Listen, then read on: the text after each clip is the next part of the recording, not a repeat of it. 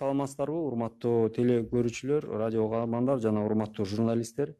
Мен сиздерге сырттан келип аткан жардам тууралуу маалыматты берип койсом, көп эле суроолор болуп атат. Канча каражат келди, канчасы колдонулду, кайсы жака колдонулду деген суроолор болуп атат. Биринчиден, мына жалпы эл аралык финансылык мекемелер менен сүйлөшүлгөн, алдын ала сүйлөшүп макулдашылган сумманын көлөмү 627 миллион доллар түзөт. 627 миллион доллардын тегерегинде бир нече финансылык уюмдар менен сүйлөшүүлөр жүргүзүлүп, жылдын башынан бери алдын ала макулдуулук бүгүнкү күндө алынган. Ошол аталган сумманын ичинен мен тактап айтып кетейин, ушуга көңүл буруп койсоңуздар. Аталган сумманын ичинен теңинен бир аз ашыгы 51%, 321 миллион доллар бүгүнкү күндө Кыргызстанга которулуп келип түштү. Калган 306 миллион долларды биз күтүп атабыз. Ал жерде туура түшүнүш керек, муну маалымат катары айтып коеюн. Финансылык мекемелер менен биздин өкмөт, биздин министрликтер сүйлөшүлгөндөн кийин, алдын ала сүйлөшүп, анын өзүнүн процедуралары бар. Келишимди эки тараптуу макулдашуудан өтүш керек келишимдер. Анан кол коюлуш керек. Алар өзлөрүнүн чечимдерин чыгарыш керек, финансылык мекемелер. Биз тараптан дагы ошол келишимдер өзүнүн процедурасынан, ратификациядан, жактыруудан жана мыйзам чегинде бекитүүдөн өтүш керек. Ошонун баары убакыт талап кылат. Ошол процедуралар бүткөндөн кийин анан шартка жараша аталган каражаттар транштар менен өз мөөнөтүндө которулуп келет. Ошондуктан кээ бир суммалар макулдашылган болсо да бүгүнкү күндө которулуп түшө элек. Себеп дегенде жанакы мен айткан процедуралардан өтүш керек. Дагы бир жолу кайталап кетейин, мына алдын ала сүйлөшкөн сумманын ичинен теңинен бир аз ашыгы 321 миллион доллар бүгүнкү күндө Кыргызстанга которулуп келип түштү. Кийинки слайдта мен сиздерге маалымат катары биринчиден сырттан келип аткан каражаттар сүйлөшүүлөр жүргүзүлгөндө өкмөт тарабынан максималдуу жеңилдетилген түрдө шарттарды сүйлөшкөнгө аракет кылынат. Грант, көбүрөөк гранты болсун деген ушундай аракеттер болунат. Мына аталган 627 миллиондун ичинен 4төн 1 бөлүгү бул бекер каражат деп айтсак болот, грант. Берилип аткан каражат 166 миллион доллар бул грант эсебинде бекер берилип аткан каражат. Калган 461 миллион доллары бул жеңилдетилген насыя. Мен анан кийинчерээк сиздерге сайттын ссылкасын берем. Ошол жерде кайсы мекемеден кандай шартта, кайсы мөөнөт менен, кандай пайыздык үстөк, анын ичинде канчасы каникул бар, ошонун баары бүт кеңири маалымат биздин сайтта берилген. Ошону мен сиздерге көрсөтөм. Жалпысынан айтып кетсек, бул берилип аткан насыялар узак мөөнөткө берилет. Анын ичинен сөзсүз түрдө жеңилдетилген каникулдары бар, негизги суммасынан. Пайыздык үстөктөрү дагы 0,7-ден 1,5% чейин бул жеңилдетилген болуп эсептелинет. Көбүнчө берилип аткан насыялардын ичинде грант элементи бар. Жана мына бул жерде көрүп атасыздар, таза грант катары 4төн 1 бөлүгү берилип атат.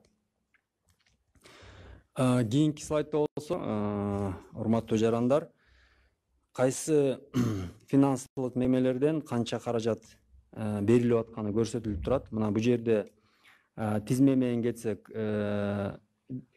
дүйнөлүк эл аралык валюталык фонду, Азия өнүктүрүү банкы, дүйнөлүк банк, инфраструктурдук инвестициялар Азия банкы, Ислам өнүктүрүү банкы, Европалык уюм жана Германиянын өнүктүрүү банкы KfW деген.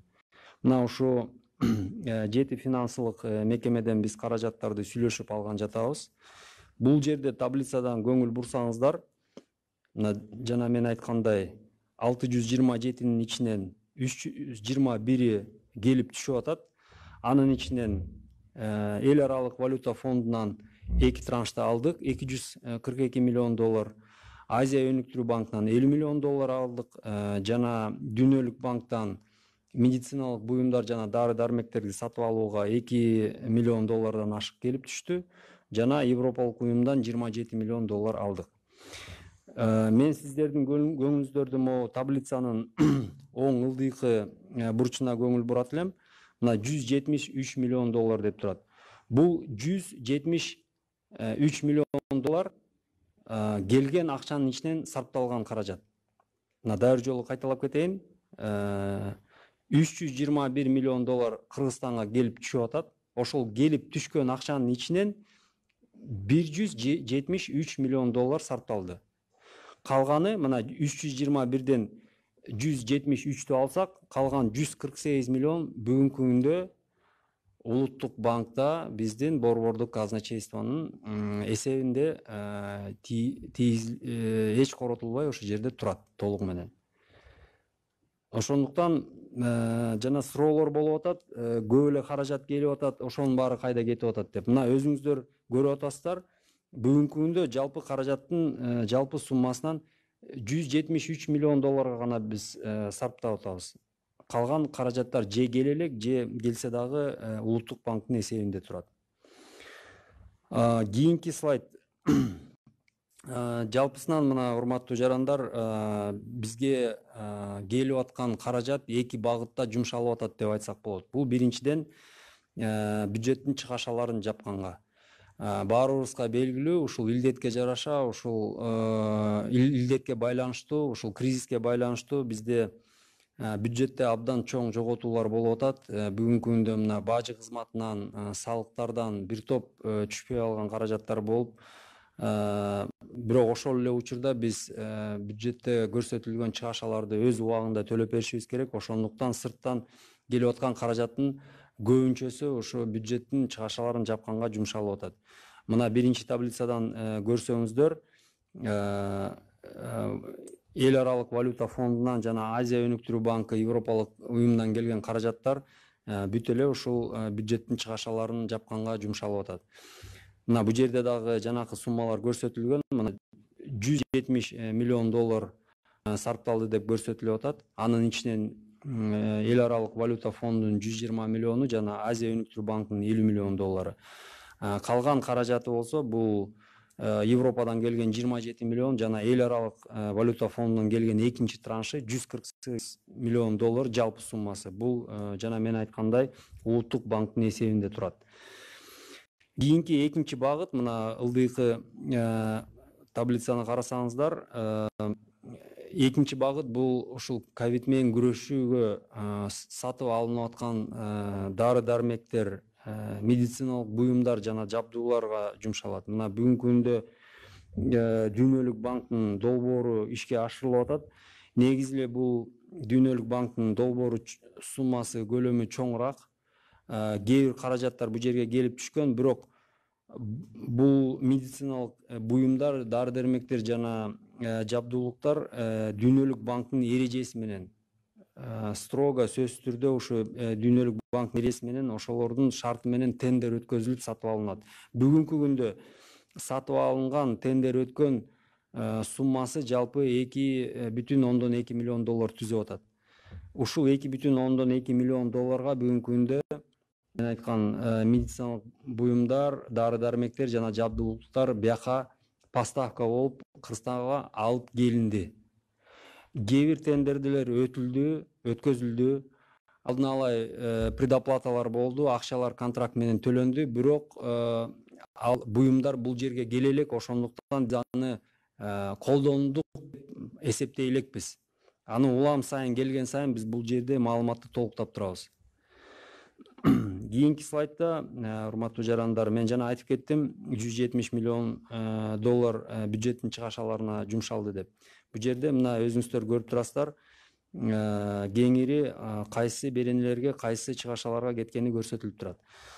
Мына мисалы айлык маянага жумшалып атат $89 миллион, социалдык төлөмдөргө $11 миллион, социалдык фонддун трансферттерине 26 миллион доллар. Бул социалдык фонд алынган каражат ошол пенсияларды, жөлөк пулдарды төлөгөнгө жумшайт. Милдеттүү камсыздандыруу фондуна, медициналык камсыздандыруу фондуна 22 миллион доллар которулуп атат. ФОМСка которулган каражат мындан ары биздин ооруканаларга, медициналык мекемелерге ошол эле айлык маяна, дары дармектерди сатып алууга берилет. Жана мына башка чыгашалар, ошонун ичинде мына жөлөк пулдар, медициналык буюмдарды сатып алууга, мына мунун ичинде 3 миллион доллар биздин мамлекеттик материалдык резервтерди толуктоого, буудайды сатып алууга жумшалган болчу 3 миллион доллар. Мына 1,3 миллион доллары бул карантин убагында биздин муктаж болгон жарандарга азык түлүк пакеттерди, азык түлүктөрдү сатып алып, ошолорду таратканга 1,3 миллион доллар жумшалды. Мына жалпысынан айтып кетсек, сарпталган 170 миллион доллардын ичинен айлык маянага, социалдык төлөмдөргө, пенсияларга, жөлөк пулдарга 84% жумшалып атат. Көбүнчөсү, мындайча айтканда, ушул социалдык чыгашаларга жумшалган. Сиздердин көңүлүңүздөрдү буруп кетет эле, мына могу бюджеттик чыгаша деп атпайбызбы? Бюджеттик чыгашанын эсебинен, бюджеттин эсебинен дагы ковид менен күрөшүүгө каражаттар жумшалып атат. Мына бул жерде дагы ушунун ичинде отурат. Мына ФОМСко биз 16 миллион ФОМСко 22 миллион доллар берилет деп атат, берилди деп атат. Ошонун ичинен жана мен айтып кеткендей ооруканаларга каражаттар которулат. Ооруканалар ошол каражаттардын эсебинен дары дармек, дарыгерлерге айлык маяналарды төлөп берет. Аны дагы ошо ковид менен күрөшүүгө жумшалды деп айтсак болот. Мына дагы бир жолу кайталап кетейин, бул жерде мына 1,3 миллион доллар дары дармектерди сатып алууга жумшалган. Буудайды дагы сатып алганы бул ушул илдетке байланыштуу болду. Аны дагы эсепке алсак болот. Жанагы мен айткан азык түлүктөрдү сатып алуу бул дагы илдетке байланыштуу. Муну да ковид менен күрөшүүгө жумшалды деп айтсак болот. Кийинки слайд, жана мен айтып кеткен Дүйнөлүк банктын долбоору жөнүндө биз Дүйнөлүк банктын тендери менен өтүп сатып алынган буюмдар келди деп айттым, 2,2 миллион доллар гана. Бул жерде кеңири маалымат турат. Анын ичинде сиздер сатып алынган дезинфекция буюмдары, реактивдер, дары дармектер, медициналык буюмдар, жабдуулар жана мына 13 тез жардам автоунаалар сатып алынып атат. Мунун баары Кыргызстанга алып келинип, поставка болуп келген буюмдар жана жабдуулар.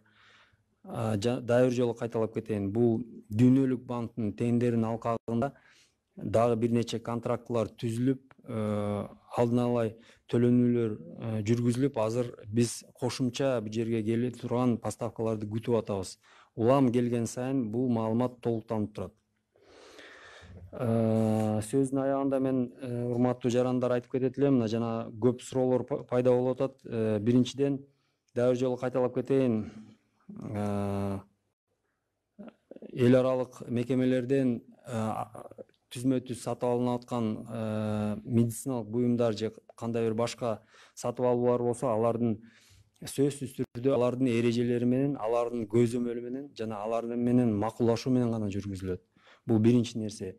Экинчи нерсе, мына бюджеттин чыгашалары деп атабыз. Ошонун эсебинен мына ФОМСко, ошол эле саламаттык сактоо министрлигине берилип аткан каражаттар, ал тараптардан сатып алуулар жүргүзүлүп атса, алар сөзсүз түрдө мамлекеттик сатып алуулар жөнүндө деген мыйзам чегинде жүргүзүлөт. Сөзсүз түрдө тиги финансы министрлигинин порталы аркылуу жүргүзүлөт. А жерде маалымат ачык жайгашкан болот. Ошол жерде кандай бир мыйзам бузуулар болсо, бизде эсеп палатасы бар, бизде көзөмөл кыла турган укук коргоо органдары бар. Ошонун артынан текшерүүлөр жүргүзүлөт. Анан ошол жерде бузуулар болсо, алар өзлөрүнүн мыйзам чегинде иш чараларын колдонулат.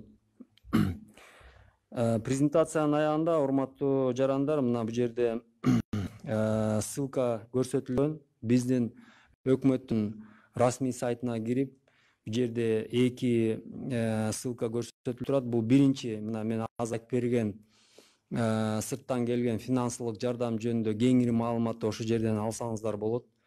Ар бир булактан, ар бир финансылык мекемеден канча сумма, кандай шартта, кандай мөөнөтү, кандай пайыздык үстөөгө, канчасы грант, кеңири ошол жерде маалымат берилген. Экинчи ссылкада болсо, жана мен айтып кеткен, финансылык жардамдан тышкары биз башка мамлекеттерден, башка мекемелерден дагы кошумча гуманитардык жардам алып атабыз. Натуралдык түрдө. Анын ичинде буудай бар, ун бар, медициналык буюмдар бар, тесттер бар, жабдуулар бар. Ал жөнүндө эмки жолу биз кеңири маалымат кошумча беребиз, айтып беребиз. Азырынча болсо, муну сайтка кирсеңиздер, ошол жерде кеңири кимден канча алынганы көргөзүлүп турат. Анан урматтуу жарандар, ушу учур менен пайдаланып мен сиздерге кайрылып кетет элем. Кандай бир суроо пайда болсо, сырттан келген жардам жөнүндө кандай колдонулуп атат, кимге берилип атат, сиздерден суранат элем. Ушул расмий сайтка кирип туруп, ушул жерден маалымат алсаңыздар. Себеп дегенде, тилекке каршы чындыкка туура келбеген көп фейк маалымат жана фейк материалдар чыгып калып атат. Сиздерди туура эмес маалымдап. Ошондуктан ушул расмий сайтка кирип ушул жерден маалыматтарды алсаңыздар болот. Бул маалымат жума сайын жаңыртылып турат. Жума сайын биз жаңыртып турабыз. Рахмат көңүл бурганыңыздарга.